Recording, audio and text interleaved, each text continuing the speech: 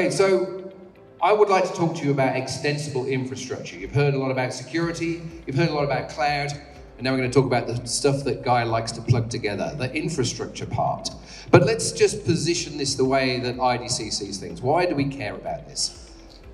You realize that as a CIO, the C-suite, the CEO doesn't say to you, IT is about saving money. Today, IT is about making money. We've seen the digital transformation impact across technologies have been quite profound. And as a result of the pandemic, if you were unable to transact online, you just couldn't do business. These days, we see that you can see the journey towards transformation or cross-transformation has led to a strategy we call digital first. And digital first is really epitomized by obtaining digital revenues from digital products and services. And we can see here a study that we did back in 2022, which was just 3 months ago, that most CEOs were saying that in 2022, 26% of revenues achieved across Asia Pacific were digital in nature, with an expectation that that's going to grow to 42%, sorry, by 2027. So digital revenues are going to double in the next couple of years. So IT is no longer just about being productive, but cost saving. The revenue generating part of the business today, that's only going to accelerate. What this means is that the infrastructure that we use to host IT had better be damn good, yeah? Right? So how do we get there? Because we're working in an environment that is changing radically. IDC have created what we call the concept around the future of digital infrastructure. This is how you're going to leverage both on and off premise. This is how those IoT and edge investments provide the data to drive a data-driven business. This is how you make the most out of cloud architectures, regardless of whether you're on a public cloud, a private cloud, or whether you're still on premise. Because we know a lot of you, whilst, okay, quick show of hands, who has a cloud strategy? Okay, wrong question. Who brought hands today? Can we see hands? Nobody brought any hands today. Oh, there's a few hands here, great. So, most of us have some form of a cloud strategy, whether we've gone all the way, whether we're just using Box, or whether, Office 365, or we're all in on developing apps on Azure and Amazon and Google. But most of us also have legacy. We've got stuff stuck on old architectures that we're trying to figure out how we're going to move this, a 3-tier architecture, and I know because I used to work at Digital Equipment, deploying this stuff years ago. How do we move that stuff to the cloud? And that we have to consider this because cloud architecture, highly virtualized software that is containerized, is so much more agile than any other form of infrastructure that we've seen in the past. This is the way we have to move forward because speed and agility drive competitiveness today. Being first to market is absolutely important, and being first to market in the digital products and services is what the C-suite is expecting IT to deliver.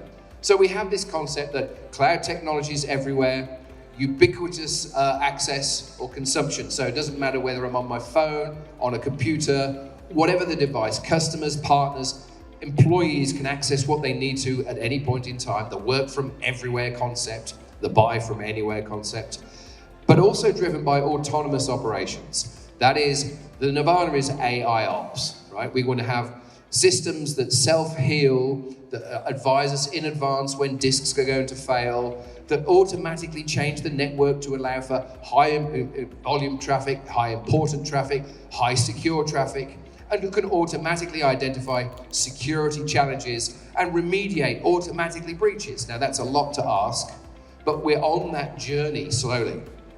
So what do we do? How are we going to get there? Because it is a journey, it's a never-ending journey at the moment. What we're going to do is think about how can we get these legacy systems which are holding us back? We all have them.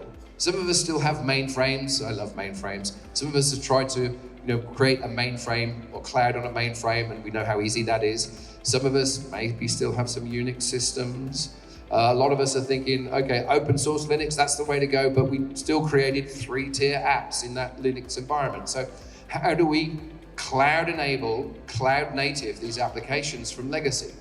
We need to have an infrastructure that is a stopgap, somewhere between that archaic old system in the corner that it doesn't fall down, but we can't support it any longer, to what we have today, which is highly virtualized, container enabled, and something that when we want to burst to a cloud, if we want to burst to a cloud, or if we want to move it entirely to a cloud, we have that opportunity, but we don't have to rewrite the application again to do so.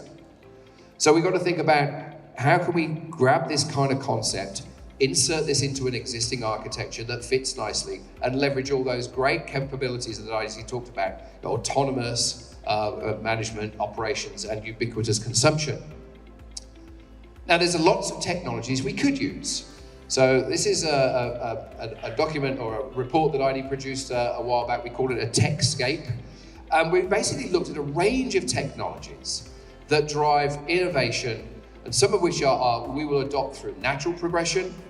Some really we're not adopting at any great speed at all, and some which we should adopt, but they're really kind of challenging. And I'll come back to this later, but just want to walk you through. So the transformational part here are technologies that will completely reshape markets. So you may be able to read, so AI ops is at the top there. If we could really deliver on AI ops, we would be so much better than we are today. All of your team will be able to do, what do we call it in the industry? Higher value tasks. I don't know what they are yet, but the idea is we'll deliver better value to the business. We're not managing networks, we're not managing disk, we're doing something with more value. We still need to define what those roles are though.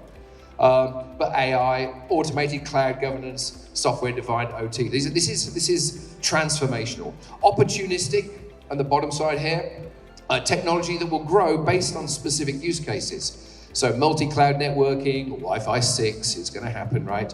And serverless we're already seeing. But it's this middle one, the incremental stuff, we know we have to get our focus on. We have to get our heads around. I'll come back to this in a moment, because this is a range of technologies we're in different stages of adopting.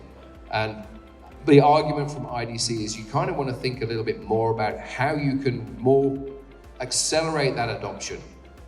Now, in the current environment, it's a challenge because we have to deliver back value to the business. But if we're delivering on those top line revenues and creating greater efficiencies, then it should be fairly straightforward, one would think.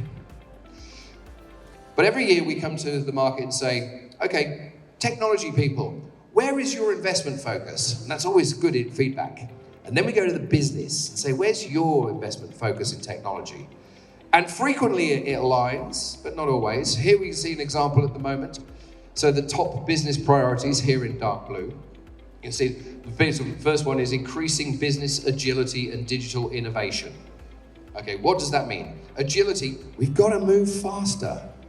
We've got to do it with greater quality. We've got to be smarter about what we do because we have to drive innovation. What do we have to innovate? We have to innovate on digital products and services because that is the future. I don't care if you are in manufacturing, in hospitality, in healthcare or finance. There is a digital revenue opportunity that you either have or have not yet realized, but that is a future you need to embrace. Improve sustainability, well, we have to do that because that's what customers expect. That means we've got to show that we're doing the right thing from a sustainability, a reusability, a green perspective. And then obviously, better data-driven decision-making. Now this one always makes me laugh because I've now been at IDC for getting on for 16 years, but when I used to work for a rather large software company, I used to work at Microsoft as their business intelligence person. I'm having the same conversations today around business intelligence and AI that I was having almost 17 years ago. We haven't really got past that. And in part because we don't have autonomous infrastructure. So that's where the business is going. Technology investments are in business ops. We've got to do things more efficiently. We've got to figure out how to not spend as much. And we're beginning to see an impact there on cloud. We're beginning to see organizations say, well, we've spent a lot on cloud. Are we seeing the returns? So there's some thought processes taking place. And that's where the entire world of FinOps has come around because we will decide what we do and do not use on cloud really based on a financial treatment. Customer experience, and this is great. Customer experience, and finally, workplace transformation are top of the list. Why do I say finally? Because for the longest time that we've talked about customer transformation, customer focus, it's absolutely critical. The organizations that do best focus almost religiously on their customers. What do customers want? How do we delight them over and over and over again? And of course, who does that delighting of customers? Well, employees do that. And finally, we're seeing a focus of investment on employees, making the life of employees better, so they have the right access to the right tools, the right information, so that they can delight employees. But it's taken a while for us here in AP to get up to that level. So there's some interesting connections here. And then we see, to get there, we need connectivity, infrastructure, ecosystem, etc., etc. So we're kind of aligned. We know that we've got to do the right thing for the customer. We know we've got to be more efficient, more effective. We have to drive innovation. But how? Okay, well, let's have a look at where we believe we can think about that innovation growth. If we think about it from an infrastructure, we're going to think about it from an infrastructure level, because I assure you, business leaders never, ever, ever think about it from an infrastructure level. You know, it's like when you walk into the hotel yesterday, or whenever you checked in here, did you ask yourself, what kind of wiring did they use to build the hotel? No, we don't care, do we? We just assume there will be Wi-Fi and electricity because it is infrastructure. That is all your business leaders. They don't ask what kind of platform the infrastructure is run on. They just expect Wi-Fi and access to information and email, and they expect all this to work. They don't care, but they do if it doesn't work efficiently. It's a bit like security, right? If it breaks, we know about it. So, one of the big challenges we have in the industry is, you know, line of business don't care. And I'm not suggesting we address that. I don't think there's any point. They'll never understand it, they'll never care. Like you will never care about the plumbing in the hotel as long as the toilet flushes and there's water in the shower. You don't care how it's got there, so don't worry about that. But what we can talk about is lack of automation. Why are we not automating more in the infrastructure space? And I did this study, to be fair, I did a study on automation about 10 years ago, because across the region, we were not automating, except Australia and New Zealand was farther ahead than the rest of the region. And so I traveled around and I talked to CIOs, and one CIO from a very large organization in India, he said to me, no, we don't automate. See, automation is a black box. And if something goes wrong, we won't know how to fix it. Besides which, people are cheap. Okay, Australia, I said to the CIO, so you automate because the cost of salaries, it's more expensive? They went, no, we automate to remove human error. We automate to drive efficiencies. We automate to be agile. We automate to be faster. So all the things that the business is looking for are embedded in the concept of automation. Now, it's not easy. Where should we start? I would argue, okay, hands up, who's 100% secure? Okay, so why not start with security automation? Because it's not going to change that statistic at all, right? You will learn about automation. You'll know how to automate, buying into the fabrics and the platforms that like Sangfor have. There's a lot of automation embedded. Learn from that and extend that to the rest of your infrastructure. We're challenged by legacy, right? Cost is always a challenge. We're challenged by legacy. So how do we move that legacy forward? I'll give you some ideas of where we should focus on bringing those legacy information forward shortly. We're challenged by complexity. I mean, there's a significant complexity in the environments we own, because they haven't been built as... anybody build a greenfield? How much fun is that? But the majority of us have inherited environments that have been built up over decades. We've got some new stuff, some old stuff, we've got some stuff we don't even know what it does. But the business doesn't complain, so we leave it alone, right? And so we have to think about how we can move all this forward and get off the legacy. We do have challenges, and we've heard in the cybersecurity space, Guy was saying, well, ridiculous number of cybersecurity people missing, but it's the same across all technology. Certainly the critical technologies around data management, around AI, around user experience, all these really important areas. There's a challenge to find people. So we've got to think of a different sourcing strategy for people. Well, if we can't find them, that really means work with the partners and figure out what we can outsource and where to outsource, right? We never outsource the risk, but we can outsource the processes. And security. You know, we're all worried about security, more so today because the CEO actually does care about security, because no longer does he not get access to his email. Today, you basically stop making money, right? 22% of revenue is digital, rising to 40%. If you're a 100% digital organization, having your IT go down is just death of the business. It's a very, very different conversation to the one we were having pre-COVID. So there's a huge focus on security. And don't get me wrong, line of business and C-suite do not understand security. They don't understand or care about the challenges. They just want to be secure. So how can we address these issues moving forward? So I want to go back to that slide I showed you earlier. I'll give you some thoughts on where we think we can focus our energies on investments that will drive this. So you'll see in this, the incremental technology investments. These are the areas we assume you're going to invest in regardless. And there are some logical things there. So infrastructure orchestration, right? Software-defined environment. Virtualization across your environment drove and drives efficiency. It drives automation. You cannot architect that or reverse engineer that virtualized environment and be anywhere near as efficient. So whatever hypervisor you're using, you really have to embrace the automation inside the hypervisor to allow it to decide how and when it wants to provision compute, storage, and network. It's the only way to be successful in that. But how can we take it one step further? I mean, we talk about hyper-converged infrastructure. This is not a new technology, but I think it's a technology that is really landing here and now today. Because why? It's exactly what you need to have on-premise to deliver on your cloud-enabled environment. It's also exactly what you need to have on-premise if you've decided you want to repatriate stuff from the cloud. Because hyper-converged does three things for you. Number one, it forces automation because it's network, storage, and compute in a single environment. Number two, it removes the politics of who's responsible. From the storage administrator to the network administrator and the systems administrator, we're down to a single administrator, okay? And that means that the network guy can go and do security if that's what they want to go and do. But you start to free up resources. And the third thing it does is it provides you with choice, because it's going to be virtualized. So you just need to run virtualized applications. If you're running virtualized applications, you are able to create containerized applications.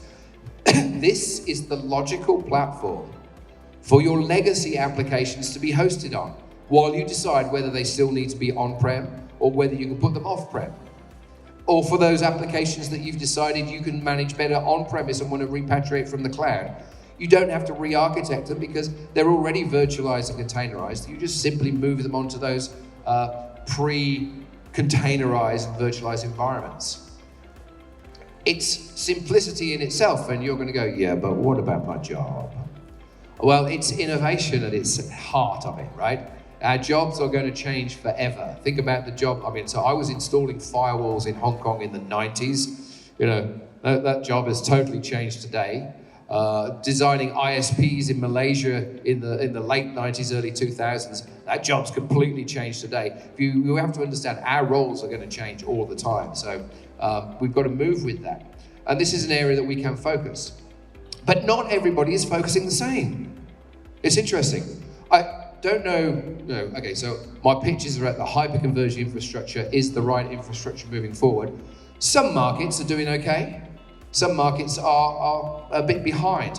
And I'm not going to get into the wheres and wherefores on this, but what I basically looked at is this is the IDC forecast for growth in this environment over the next few years to 2026.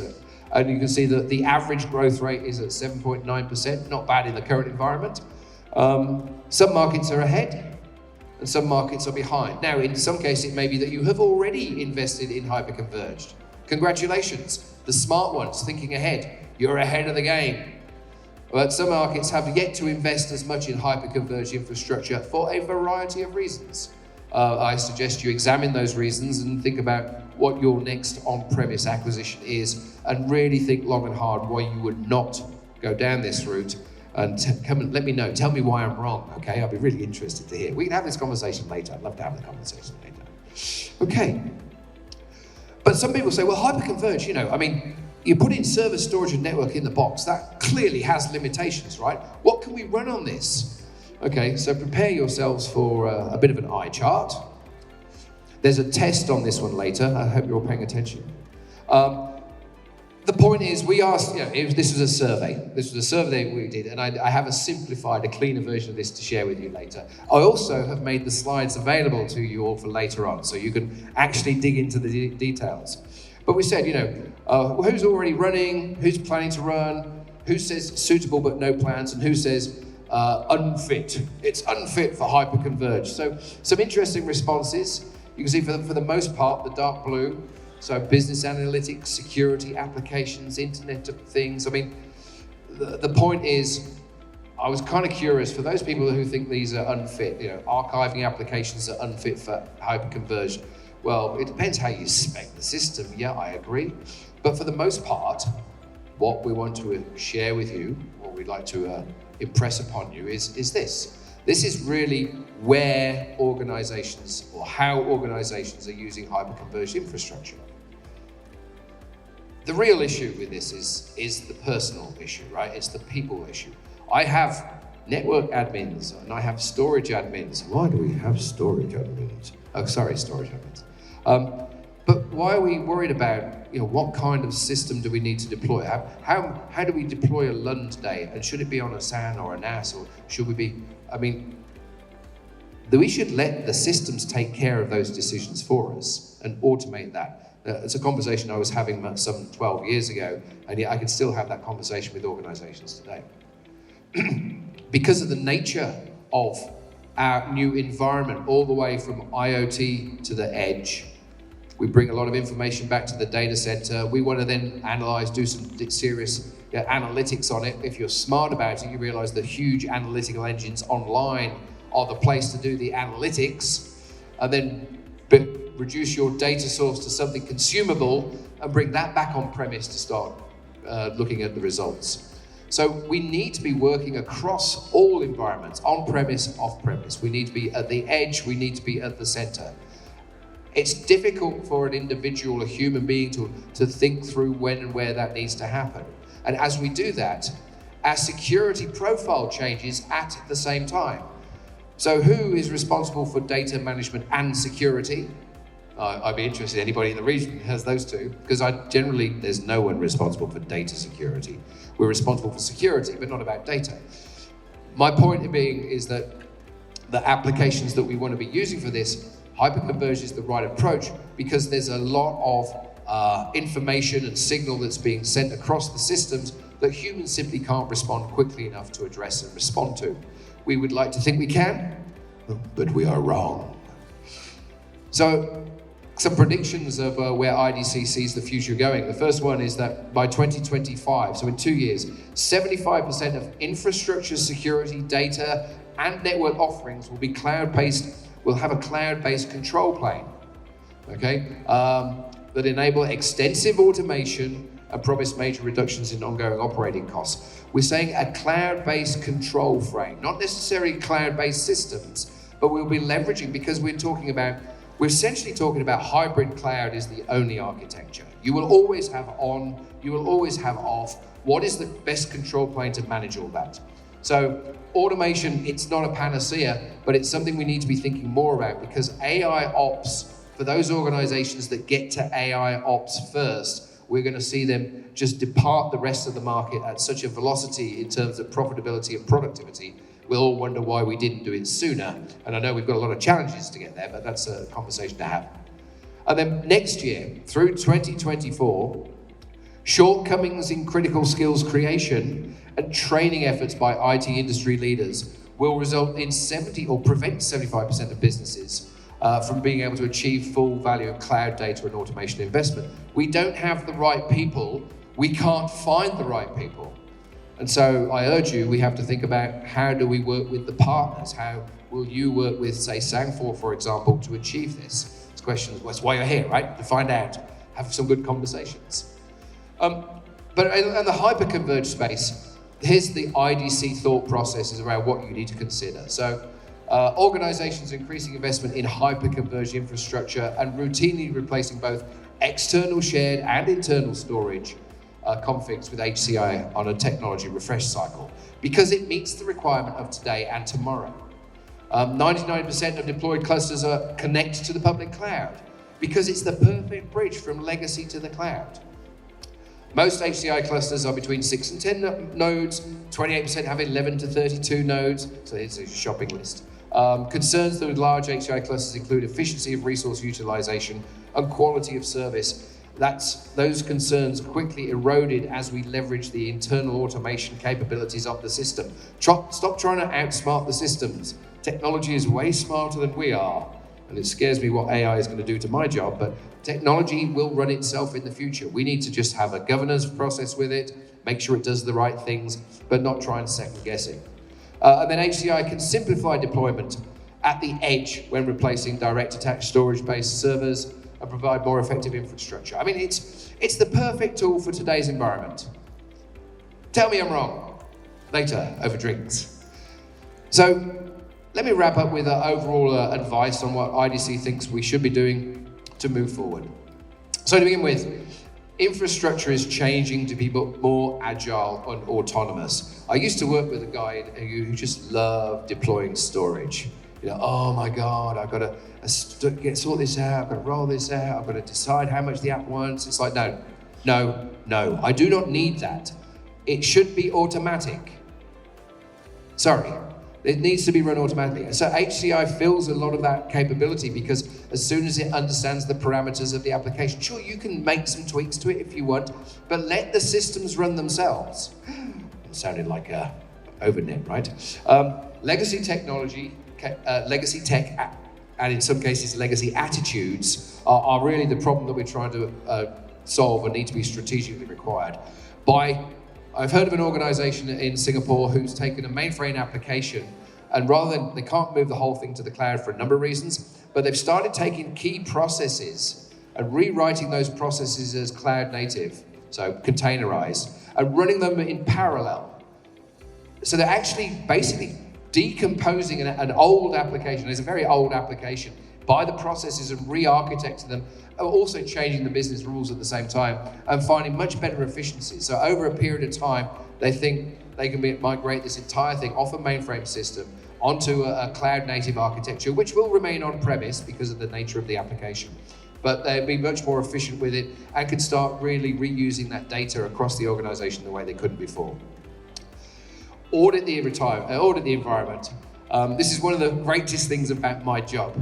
The number of times I talk to systems integrators and they'll go, when we go into an environment, so like a security space, we go into an environment from security, invariably we find 20 to 25% more systems than the CIO expects. Okay? That means each of you, unless you did an audit this morning, have systems running inside your environment that you don't know anything about at all. So A, you can't manage it, and B, you can't secure it. So run that audit. Who's using it? A great story we had some years ago of a very, very important system in one of the large banks in Malaysia that, you know, you can't do anything with this. It's so important. Why? Well, the business says it's important. Okay, who in the business? So we did the audit. There were 2 guys using the application. And what were they using the application for? To send messages to the rest of the business to say the application was important. It was completely redundant. But they were busy and they were happy and leave us alone, we've got our system, but it was useless. So eventually, you know, a full audit and it got retired and something else went in. Speed, I've said before, speed of innovation is everything. Well, if what we've learned one thing over the last few years, the primary strategy for everything is first to market, right? If you're not first to market, you've got to compete with whatever anybody else has already said and done. In the world of digital products and services, it is more challenging to pull customers across because these days, as soon as we've signed up to the application once, given all our personal details, downloaded the app, some of us don't want to do it again. Some of us do, but being first to market means speed and agility that drives that innovation agenda. And then finally, rethink your business model. For IT practitioners, that's a critical message. Your business model is not about saving money. Your business model is not just about productivity. the IT business model today is about revenue generation. What are you doing today? Yes, you. And what are you doing today to help your organization deliver digital products and services? Because if you're not doing that, you're behind somebody else who is. I'll be around for cocktail networking later. I hope this has been useful to you. If you've got any questions or arguments, send me an email. Thank you very much for having me, and enjoy the rest of your day.